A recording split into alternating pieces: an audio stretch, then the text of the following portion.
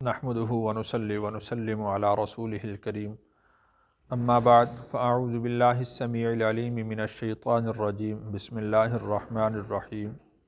آج ہم سورۃ آل عمران کی آیت نمبر 5، 6 اور 7ویں کا کچھ حصہ پڑھیں گے۔ اس سے پہلے بھی اللہ تعالیٰ نے اپنی صفات کا ذکر فرمایا تھا جو اللہ تعالیٰ کی صفت حی اور قیوم ہے۔ تو آیت نمبر 5 اور 6 میں بھی اللہ تعالیٰ نے اپنی قدرت کا، علم کا اور صفات کا ذکر فرمایا ہے، اور اس کے بعد پھر اللہ تعالیٰ نے جو نصارہ تھے ان کی ایک بات کی تردید فرمائی ہے۔ ترجمہ دیکھتے ہیں۔ ان اللہ، انا بے شک،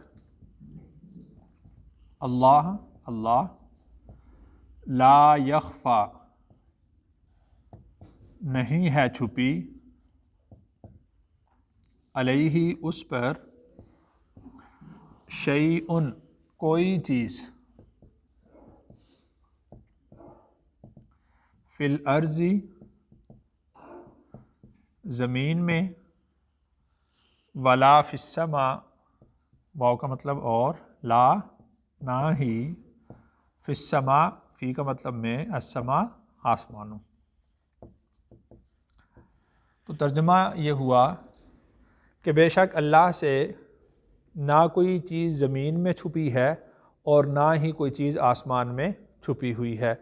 اس سے اللہ کے علم کا اندازہ ہوتا ہے کہ اللہ تعالیٰ کا علم کس قدر وسیع ہے، کس قدر اللہ کا علم احاطہ کیے ہوئے ہے۔ اللہ تعالیٰ نے قرآن مجید میں ایک جگہ ارشاد فرمایا کہ جو پتا بھی درخت سے گرتا ہے وہ بھی اللہ کے علم میں ہوتا ہے۔ تو اللہ کا علم اس قدر وسیع ہے۔ هو الذی، وہی ہے وہ، یصورکم تصویر بناتا ہے تمہاری، فی الارحام ماؤں کے پیٹ میں، کیفا جیسے، یشاء وہ چاہتا ہے، لا الہ نہیں ہے کوئی الہ، الا ہو مگر وہی، العزیز زبردست، الحکیم حکمت والا۔ تو اس سے بھی اللہ تعالیٰ کے علم کا اندازہ ہوتا ہے کہ کس طرح اللہ تعالیٰ نے ہر چیز کا احاطہ کیا ہوا ہے، کہ اللہ تعالیٰ تمہاری تصویر تمہارے ماؤں کے پیٹ میں بناتے ہیں۔ اب اللہ تعالیٰ قادر ہیں، بھلے وہ باپ کی وجہ سے بنائیں یا بغیر بن باپ کے بنا دیں، جیسا کہ حضرت عیسیٰ علیہ السلام کو اللہ تعالیٰ نے بغیر باپ کے پیدا کیا تو ان کی شکل بھی ماں کے پیٹ میں اللہ ہی نے بنائی، اور اسی طرح بن باپ کے بھی اللہ تعالیٰ، بن ماں کے بھی اللہ تعالیٰ پیدا کر سکتے ہیں، جیسے حضرت آدم علیہ السلام کو حضرت اماں حوا کو پیدا کیا، بغیر ماں باپ کے بھی جیسے حضرت آدم علیہ السلام کو اللہ نے پیدا کیا۔ تو شکل بنانا وہ اسی کے اختیار میں ہے، اسی کے قبضہ قدرت میں ہے۔ تو اور پھر وہ زبردست ہے، حکمت والا ہے کہ اللہ تعالیٰ جس طرح چاہتے ہیں ویسے کرتے ہیں، اور اللہ تعالیٰ کے ہر کام کے اندر بہت ساری حکمتیں ہوتی ہیں۔ تو جب اللہ تعالیٰ کے اندر صفت حی، صفت قیوم، صفت علم، صفت عزیز، صفت حکیم، حکمت ہے، تو جس ذات کے اندر یہ ساری صفات جمع ہوں تو وہی ذات معبود ہو سکتی ہے، اس کے علاوہ کوئی معبود نہیں ہو سکتا۔ تو گویا کہ اس سے ان یعنی عیسائیوں کے اس عقیدہ کی تردید ہو گئی کہ جو انہوں نے حضرت عیسیٰ علیہ السلام کے لیے الوہیت کا عقیدہ بنا رکھا تھا کہ حضرت عیسیٰ علیہ السلام خدا ہیں۔ دیکھیے کہ حضرت عیسیٰ علیہ السلام کے علم میں بھی وہی چیز آئے گی جو اللہ تعالیٰ ان کو بتلائیں گے، اور حضرت عیسیٰ علیہ السلام نے کسی کی تخلیق اس کے ماں کے پیٹ کے اندر نہیں کی، کسی کی تصویر ایسی نہیں بنائی کہ اس کو یعنی ماں کے پیٹ کے اندر اس کی تصویر بنائی ہو، کسی کو تخلیق کیا ہو۔ تو جب سب کچھ کرنے والی ذات اللہ کی ذات ہے تو پھر اللہ ہی معبود ہو سکتے ہیں، اللہ کے علاوہ کوئی معبود نہیں ہو سکتا۔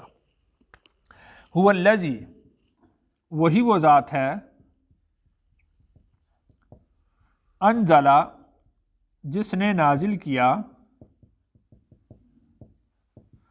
علیکا آپ پر، الکتاب کتاب کو، منہ اس سے، آیات کچھ آیات، محکمات محکم ہیں، ہن وہی، ام الکتاب اصل کتاب ہیں، وَأُخَرُ اور دوسری، متشابہات ہیں۔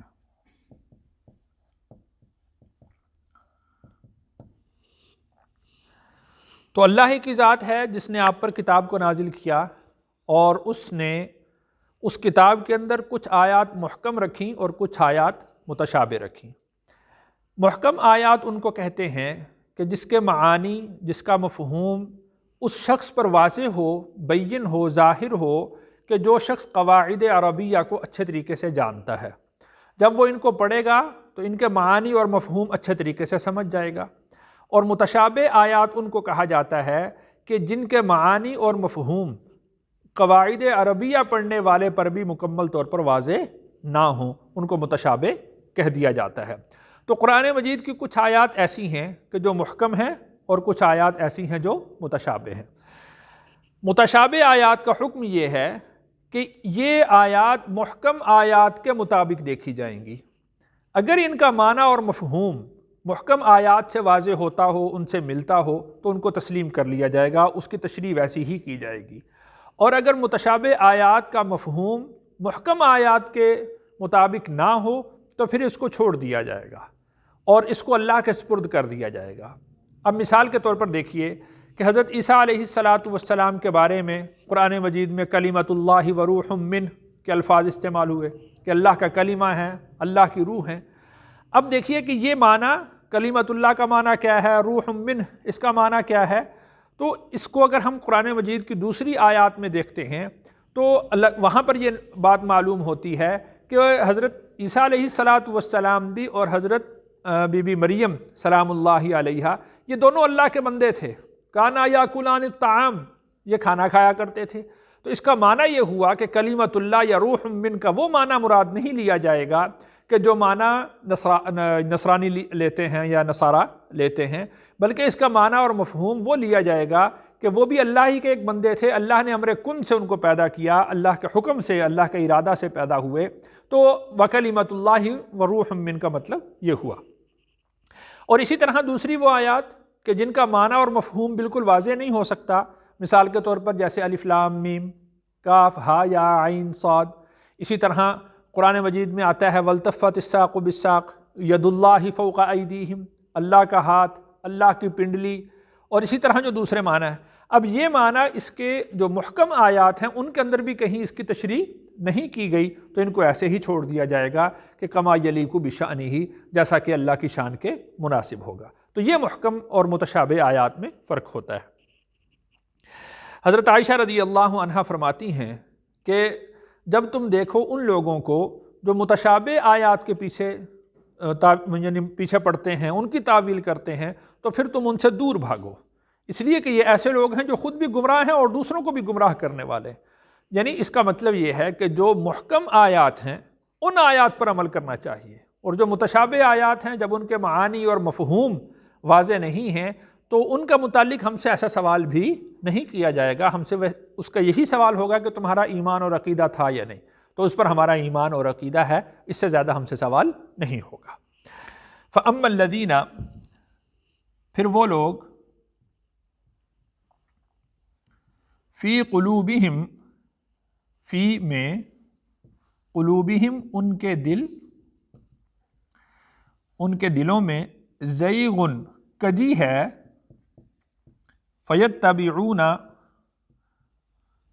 تو پیچھے پڑتے ہیں،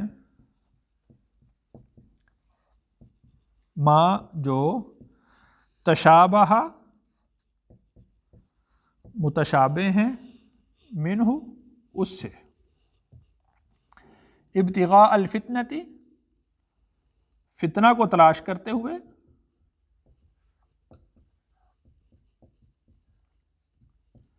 وابتغاء تأویلی اور مطلب کو تلاش کرتے ہوئے.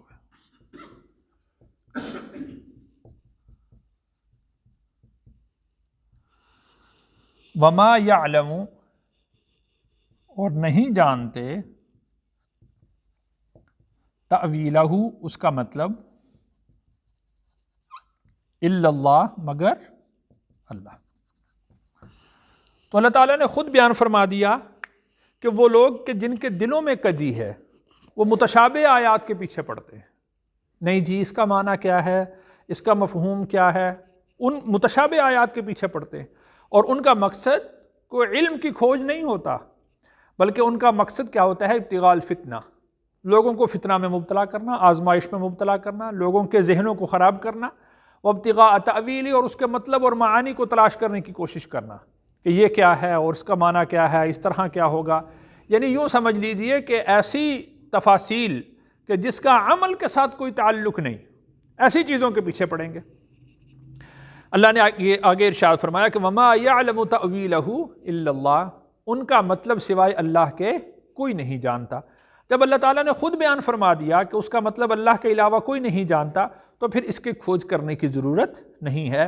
ہمیں وہ سوال کرنے چاہیے، وہ چیز معلوم کرنی چاہیے جو ہمارے علم سے متعلق ہو. اور اسی سے یہ بات سمجھ لیں کہ ہمیں ایسے سوالات سے گریز کرنا چاہیے کہ جس کا عمل کے ساتھ تعلق نہ ہو، جو عبث سوال ہیں، فضول سوال ہیں.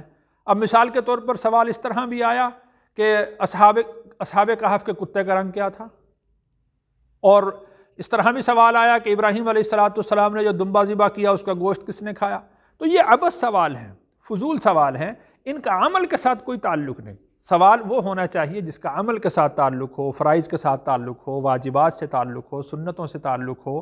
جس کا عمل کے ساتھ تعلق ہو وہ سوال کرنا چاہیے، اور اس طرح کی لایعنی، عبث اور بے فائدہ سوالوں سے منع کیا گیا ہے.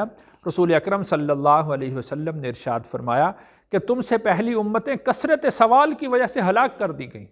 تو اس وجہ سے جو یعنی عمل سے متعلق سوال ہو وہ سوال کرنا چاہیے، اور جتنی توفیق ہو اس کے مطابق عمل کرنا چاہیے. اللہ تعالیٰ سے دعا ہے اللہ تعالیٰ مجھے اور آپ کو عمل کی توفیق عطا فرمائے.